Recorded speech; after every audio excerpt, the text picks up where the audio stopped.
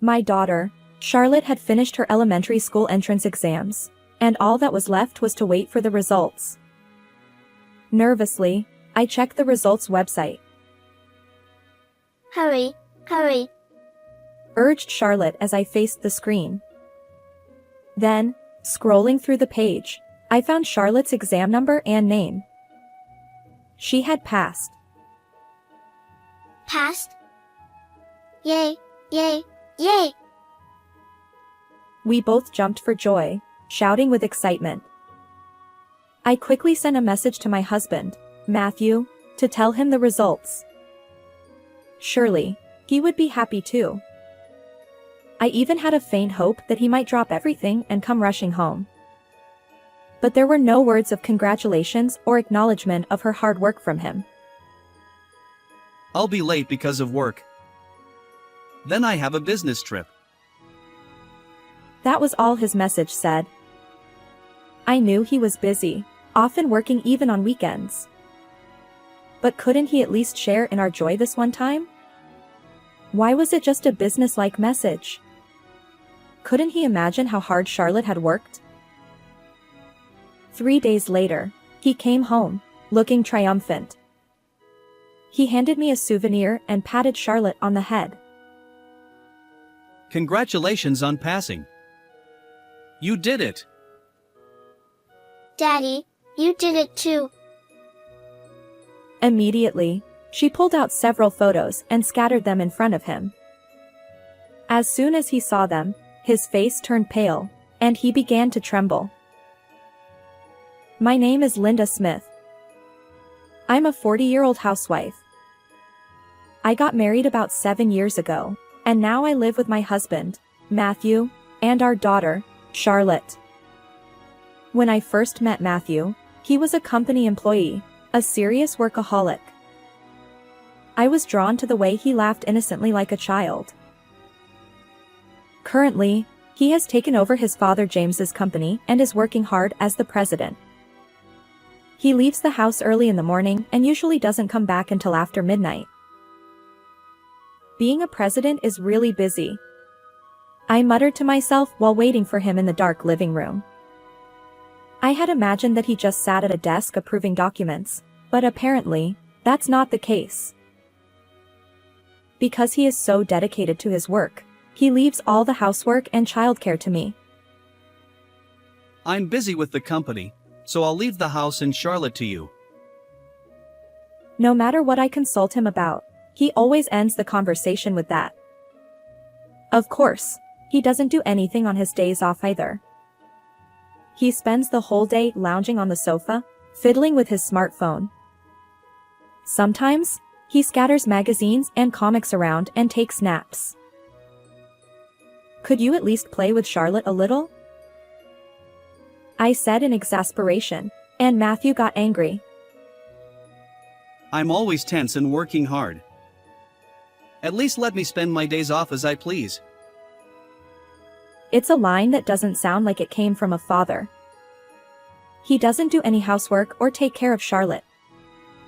His attitude of thinking that it's enough just to work left me speechless. Charlotte had just started kindergarten, but her uniqueness stood out right away. When the teacher spoke to her, she seemed distracted, and it was hard to tell if she was listening or not. She disliked playing in the mud and even hit a friend who invited her to join. During group activities, she often played alone instead of joining the circle. When she quietly read picture books, she would look at the same book all day and wouldn't lend it to her friends. Every time I picked her up from kindergarten, the teacher would tell me something new that surprised me. The homeroom teacher suggested that she might not be adjusting to the environment. Maybe she didn't know how to interact with her new friends yet. Although she's an only child, she can have normal conversations at home and doesn't seem to struggle with communication. She seemed to play normally at the local park. What's going on with Charlotte? I began to worry that she might be different from other kids since she started kindergarten. I talked to other moms, but they didn't think she was that unusual. I once tried to talk to Matthew about it. Charlotte isn't fitting in at kindergarten? Yes. She seems to play alone all the time and can't seem to play with her friends. Matthew responded with a disinterested, The homeroom teacher suggested that she might have a developmental disorder and that we should get her checked. As soon as he heard the words developmental disorder, he looked puzzled. What? Isn't that when you can't keep track of time or forget things a lot? Charlotte isn't like that. Stop with the developmental disorder stuff. It's embarrassing. He laughed through his nose. Even after that, whenever I brought up Charlotte, he would always laugh it off and dismiss my concerns. If you just discipline her properly, that wouldn't happen. Do your job right. He would end the conversation like that. Despite my repeated attempts to discuss Charlotte's behavior at kindergarten, he gradually started claiming he had work even on his days off and would go out. It felt like I was raising Charlotte all by myself, and the sense of loneliness kept growing. Mommy, Mommy. Cheer up. Here's a flower. Charlotte said, handing me a dandelion with an innocent smile on our way back from kindergarten. The flower, firmly held in her small hand, swayed adorably. Thank you. Mommy is so happy, I said, hugging Charlotte, not wanting to show her my worried face.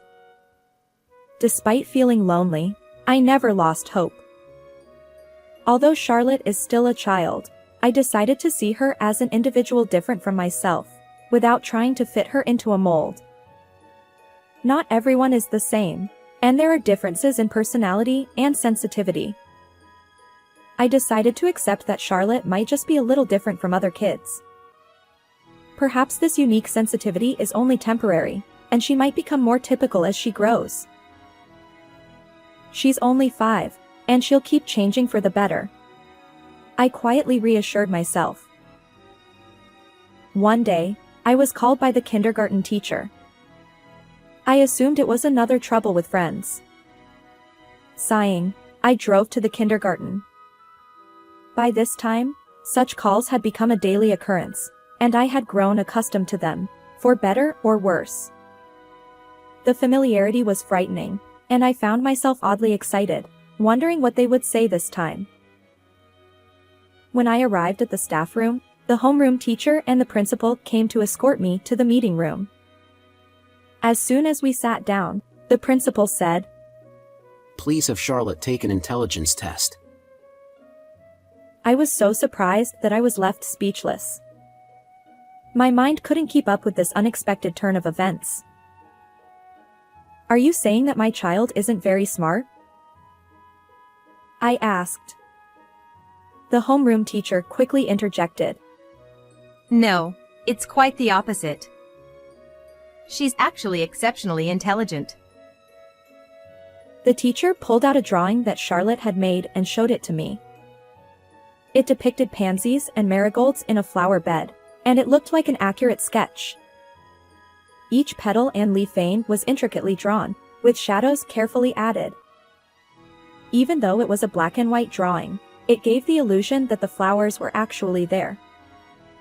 It was not the level of drawing expected from a 5-year-old. Additionally, Charlotte seems to have an exceptional memory.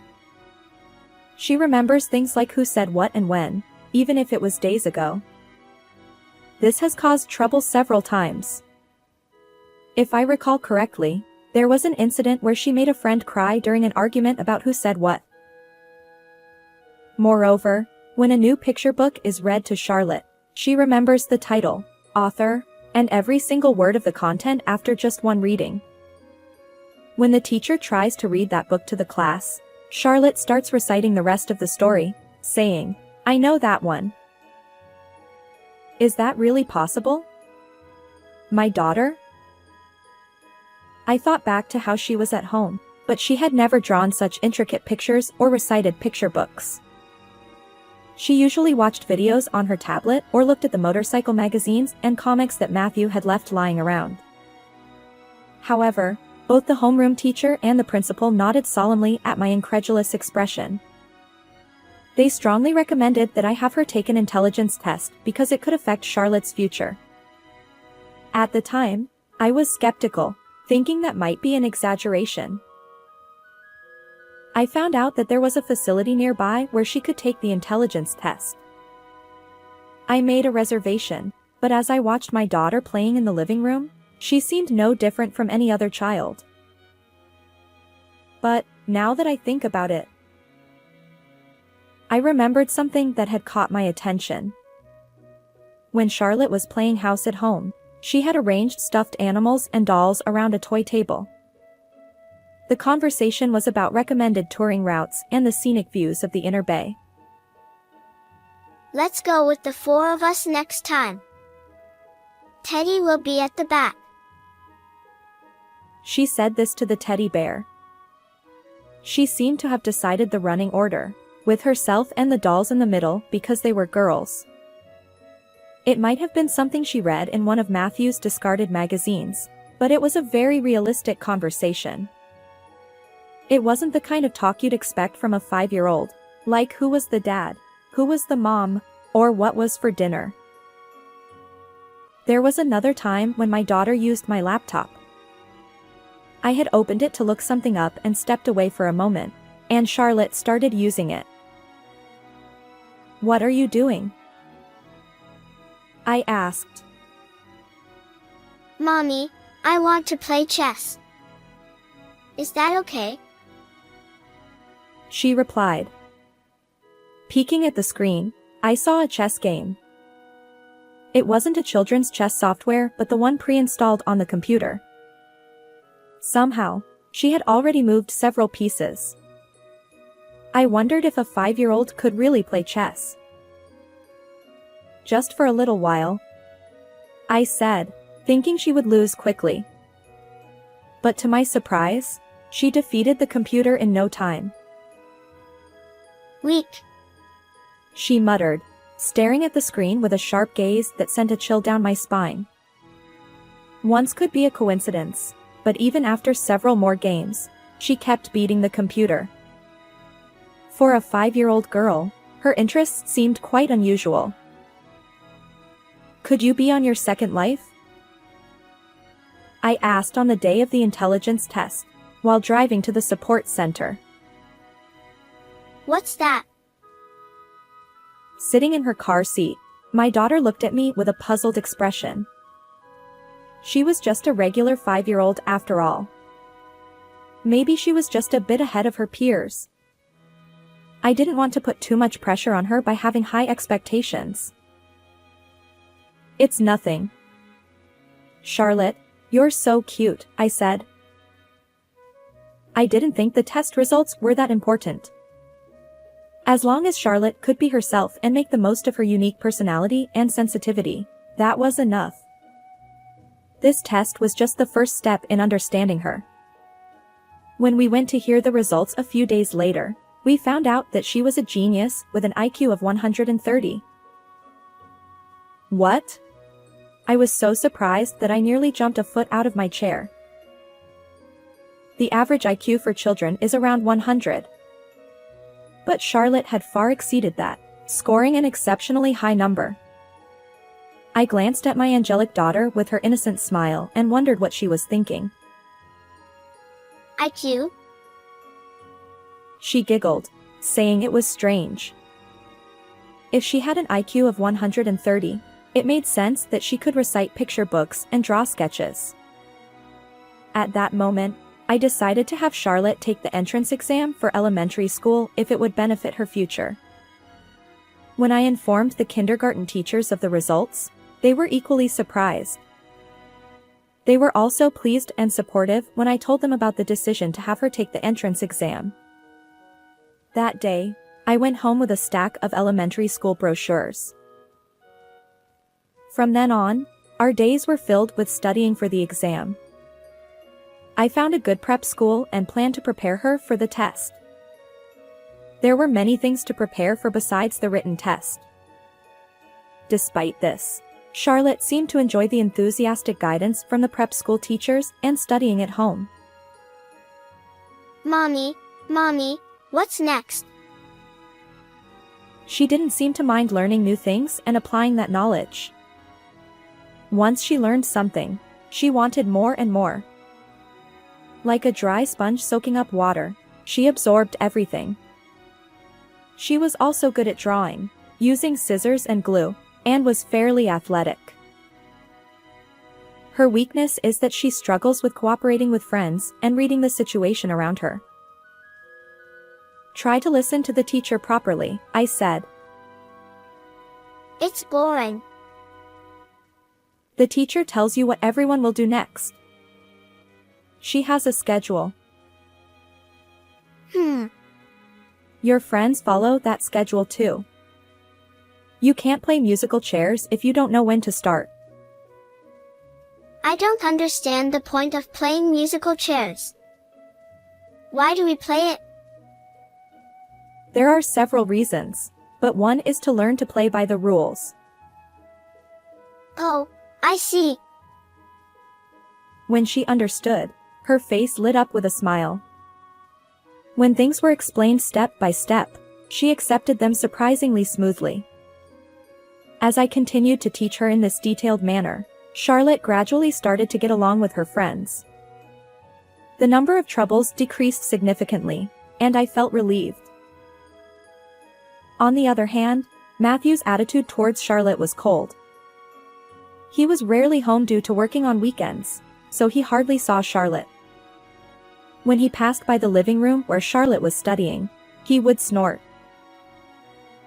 I heard people with developmental disorders are only smart in the head. He would say this mockingly and walk away.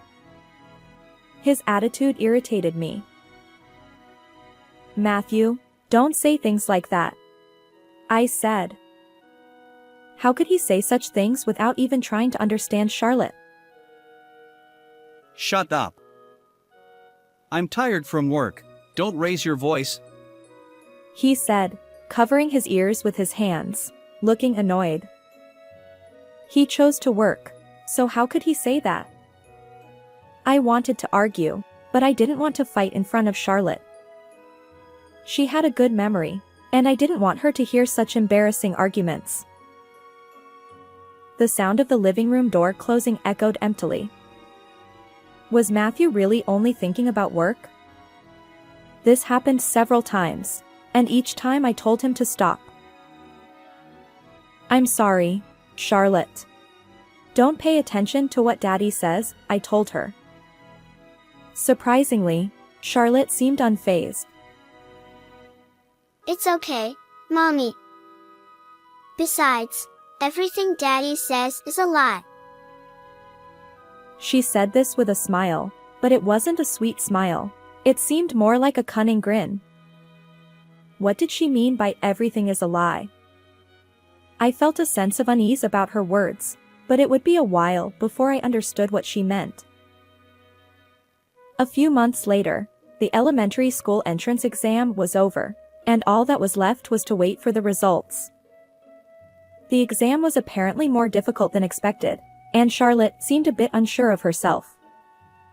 She was quite tired and spent a lot of time watching videos absent-mindedly. However, after a week, she started drawing those intricate pictures on large sheets of paper again. She seemed to enjoy drawing, just as she did during her exam preparation. Every day, she would come home and draw, and the number of her drawings kept increasing. Then, the day of the exam results arrived. Nervously, I checked the results website. Mommy, is it there? Is it not? Just a moment, I said, facing the screen while Charlotte urged me to hurry. Scrolling through the page, I found Charlotte's exam number and name. She had passed. Congratulations, Charlotte.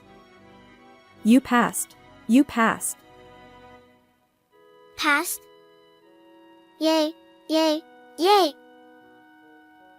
We both jumped for joy, shouting with excitement. Given how difficult she found the exam, this success must have been especially meaningful for her. We had to celebrate Charlotte's hard work and success. So, I quickly sent a message to Matthew to inform him of the results. Surely, he would be happy too. I even had a faint hope that he might drop everything and come rushing home. But that hope was completely shattered. I'll be late because of work, and then I have a business trip. That was all his message said. There were no words of congratulations or acknowledgement of her hard work. It was just a business-like message. At that moment, I felt something snap inside me. I decided to put a certain plan into action. Although I wasn't feeling calm, I couldn't show it in front of my daughter. I carried on, holding on to my unresolved feelings, and waited patiently. 3 days after Charlotte's exam results were announced, Matthew came home in high spirits. He entered the living room humming a tune, smiling as if his previous attitude had been a lie. He handed me a souvenir and patted Charlotte on the head. Congratulations on passing. Well done. Daddy, you messed up too. Immediately, Charlotte pulled out several photos and scattered them in front of Matthew. The photos showed Matthew with a young woman, looking very affectionate on a trip. He was smiling at her in a way I had never seen him smile at me. What? How? He looked confused, with question marks practically floating above his head, wondering how his actions had been discovered. I, on the other hand, looked at him with a cold stare. Suppressing my boiling anger, I began to explain without raising my voice. Actually, Charlotte had a photographic memory, the ability to instantly remember what she saw. Her kindergarten teacher had mentioned that her memory was exceptionally good, and it was due to this ability. During Charlotte's exam preparation, Matthew was sitting on the sofa, facing away from the dining table, looking at his messages. From her vantage point at the table, Charlotte could see the contents of the messages.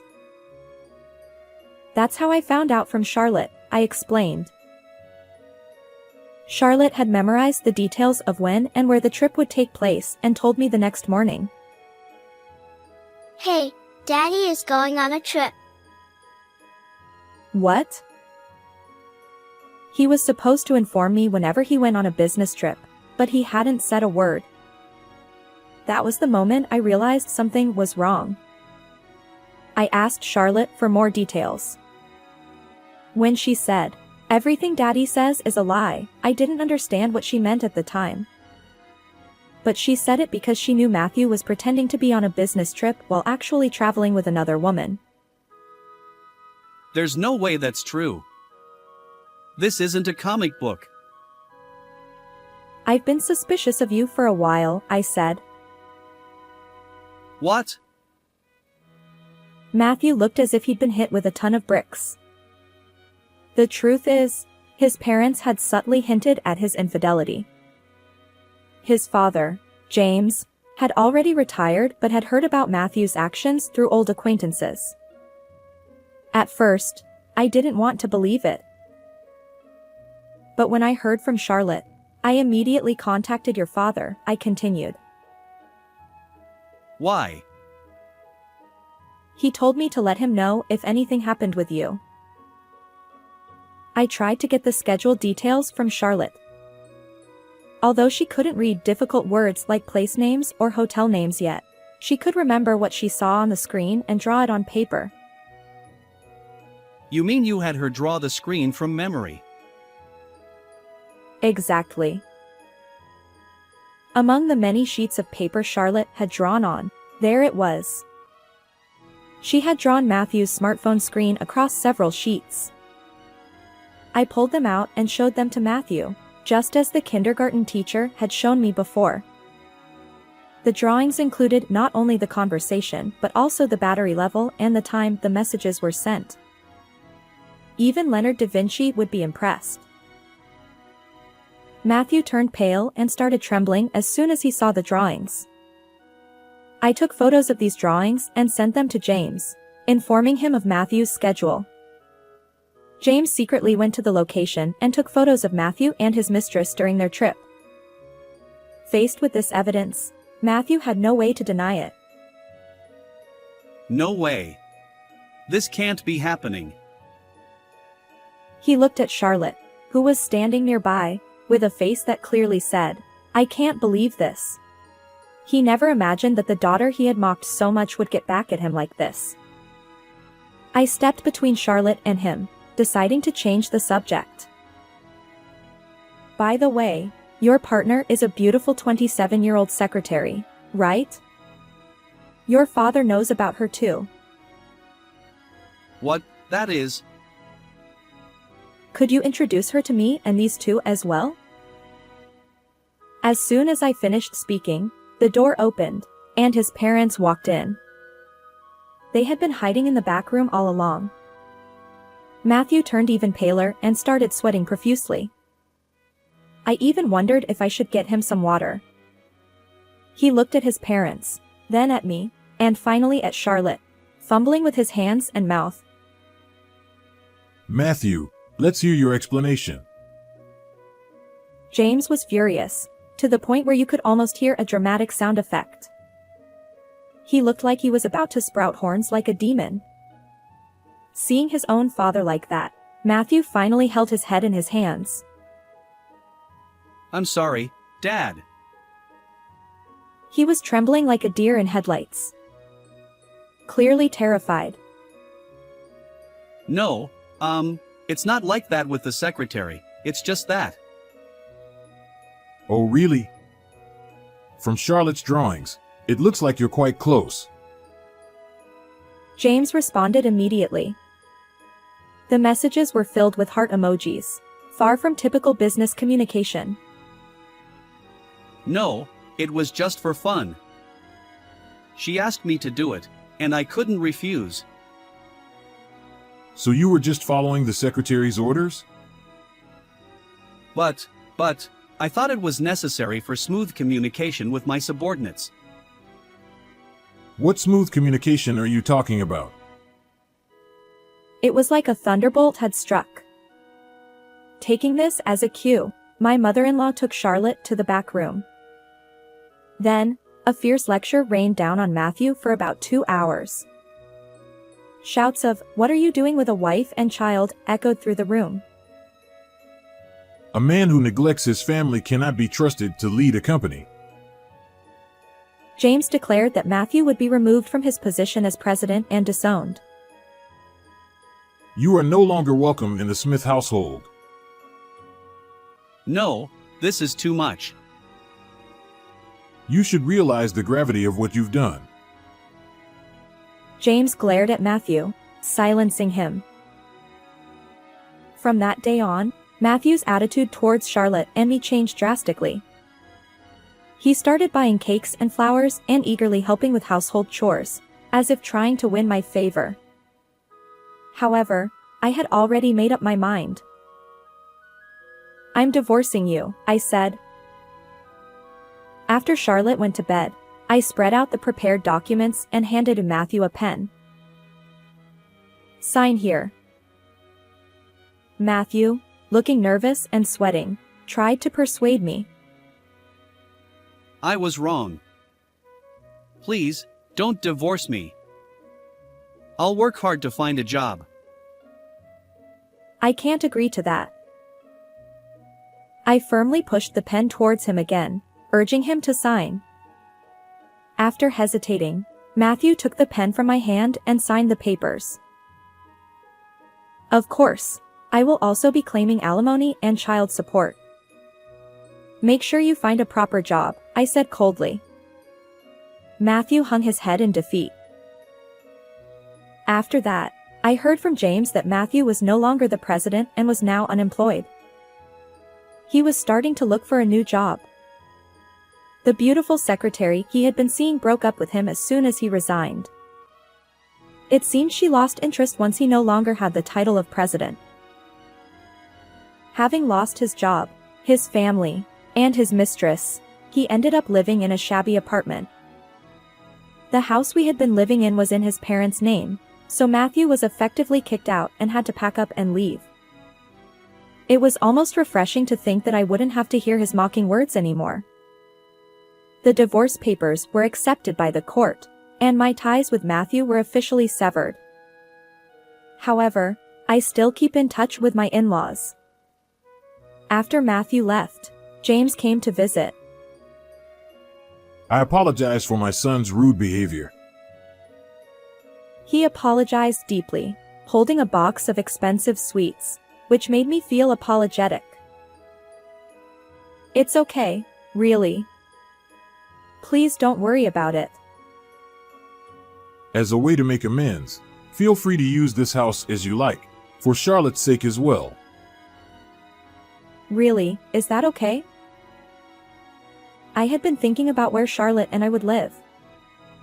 This house was conveniently located near the elementary school she was supposed to attend. It felt like a stroke of luck.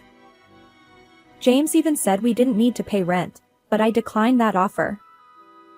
After discussing it, Charlotte and I decided to rent the house, and we continued to see my in-laws frequently. Charlotte seemed to be very fond of James, always sticking close to him. When she drew a portrait of him for his birthday, James was moved to tears. My daughter is now in elementary school and attends every day with great enthusiasm. At first, I was worried about whether she would fit in at school. However, once school started, Charlotte seemed to feel comfortable and was living her days freely. She even draws pictures in her sketchbook during breaks and shows them to her friends. I'm going to be Picasso when I grow up. What? Picasso? Picasso is often called the greatest artist of the 20th century. I'm going to art school. She said this with a serious face while working on her drawings in the living room. She had already created hundreds of drawings. Considering art school entrance exams is quite early for an elementary school student. However, she might actually skip grades and become an art student. When I told my in-laws about this, they responded positively, saying they would support her. When she was in kindergarten, Charlotte had trouble fitting in with her friends and faced many challenges. It was a tough time, but it turned out that Charlotte was simply a gifted child. Once we realized this, she was able to overcome the elementary school entrance exam and now has a goal of attending art school. This is a significant change. Believing in her abilities and talents was not a mistake. Though she is small, she is now taking her first steps forward. I want to continue supporting Charlotte so that her future will be bright, even if my contribution is small. How did you like this story? Please don't forget to subscribe to the channel. See you in the next video.